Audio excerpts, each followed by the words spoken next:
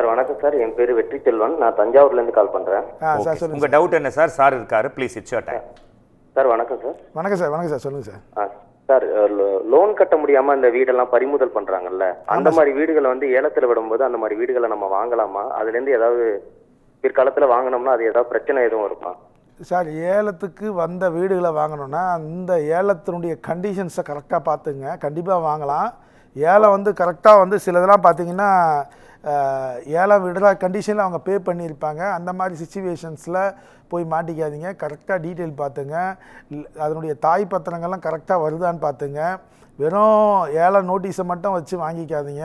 அதனுடைய கண்டினியூட்டி கரெக்டாக இருந்ததுன்னா வாங்கிக்கோங்க. ஏன்னா ஏல வர்றது வந்து நமக்கு வந்து பேங்க் மூலிமா தான் ஆக்ஷனில் வரும். கரெக்டான லீகல் அட்வைசர்கிட்ட கேட்டு அந்த ப்ராப்பர்ட்டி கரெக்ட் தானான்னு பார்த்து அந்த சொத்துக்கு உண்டான, ஏன்னா பேங்க்கில் பார்த்தீங்கன்னா நிறைய ப்ராப்பர்ட்டிஸ் பார்த்தீங்கன்னா கிளியரான ப்ராப்பர்ட்டிஸு இருக்குமான்றதே வந்து இன்றைக்கி இருக்கிற காலகட்டத்தில் சந்தேகம்தான்.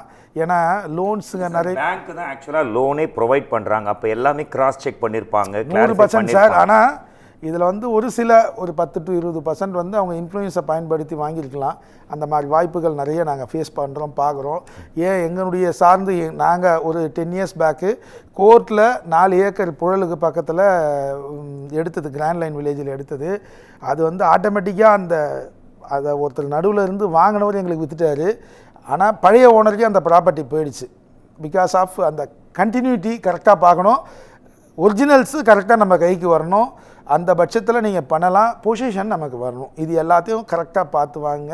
இது வந்து ஆக்ஷனில் வர்றது கண்டிப்பாக வாங்கலாம்.